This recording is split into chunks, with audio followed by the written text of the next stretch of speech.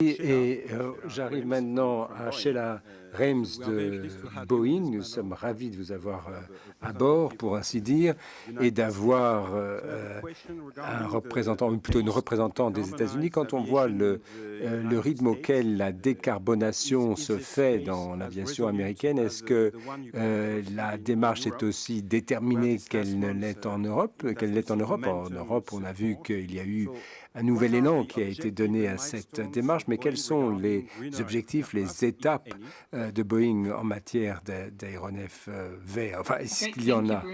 Merci, Bruno, de cette question.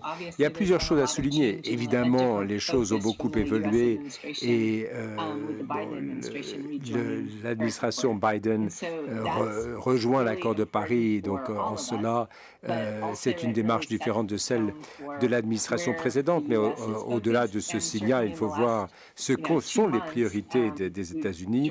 Et depuis que nous sommes retournés à l'accord de Paris, il y a un certain nombre de compagnies aériennes américaines qui se sont également engagées dans ce sens.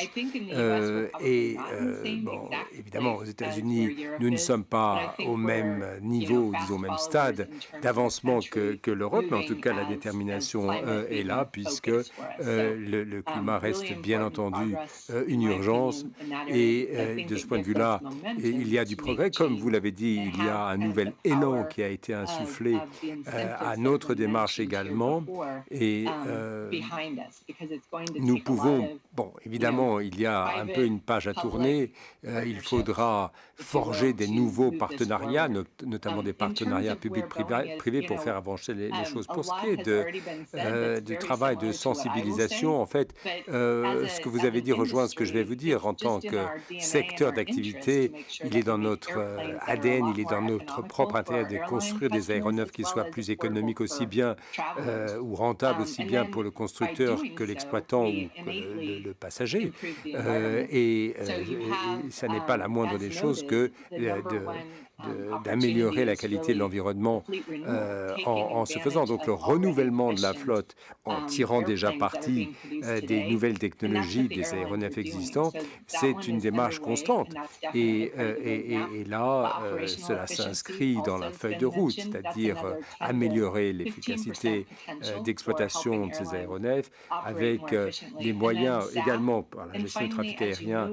15% de gains peuvent être réalisés rien que là. Et puis les technologies, bon, il reste encore beaucoup à faire, mais il y a déjà de grandes réalisations qui peuvent être constatées. Si vous comparez un vol que vous auriez fait il y a 30 ans avec celui que vous feriez aujourd'hui pour couvrir exactement la même distance, les émissions entre les deux ont été réduites de 30%. Donc nous avons déjà quand même couvert une bonne partie, pour ainsi dire, de cette feuille de route et notre démarche va toujours dans le même sens de l'innovation. Maintenant, ce que je tiens à préciser, c'est que si la nouvelle transition vers des nouveaux carburants, en tout cas les carburants renouvelables, là, évidemment, c'est une transition qui ne concerne pas simplement l'aviation, mais toute l'infrastructure de production. Il est évident que nous devons nous y mettre dès aujourd'hui. Évidemment, on peut reconstruire, modifier, renouveler nos flottes. Évidemment, ce qui est utile, c'est déjà de pouvoir d'ores et déjà utiliser ces nouveaux carburants et les intégrer dans les appareils existants. Mais il y a un problème d'échelle, parce que de toute façon, dans les décennies à venir, les aéronefs auront besoin de combustible liquide. Et lorsque vous avez des distances qui sont de l'ordre de 2000 km, c'est quand même le gros des émissions. Et c'est autour de ces appareils et de ces trajets que le travail devra se faire. Alors, parmi les technologies en développement. Bon, des démonstrateurs ont été faits autour de l'hydrogène. D'ailleurs, il y a eu des vols d'essai sur ces appareils. On en apprend plus sur les piles à combustible, sur des différentes façons d'arriver à un hydrogène dit vert, c'est-à-dire produit sans polluer. Donc là, c'est un projet qui est encore en cours. On parle même des solutions électriques pour certains aéronefs. Bon, évidemment, ça a des implications qui, évidemment, restent d'actualité.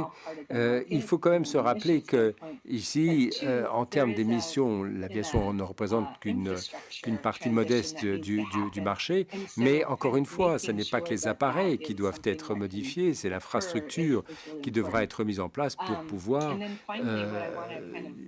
mettre en place ces nouveaux modes, ces nouveaux types de combustibles et de carburant et de gestion des flottes aériennes. Alors évidemment, le gros du travail se fait au niveau du sol, mais le problème, c'est que pour l'instant, il faut pouvoir développer ces carburants de substitution, ces SAF, et là, il faut encore que, au-delà d'un travail de sensibilisation et de conviction, voir comment les carburants de demain pourront trouver leur place.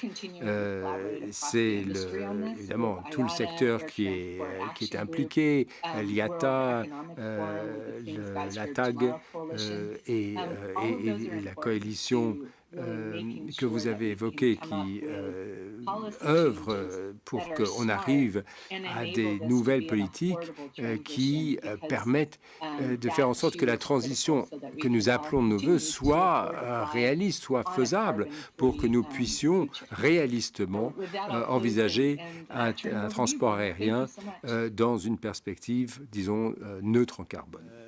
Merci.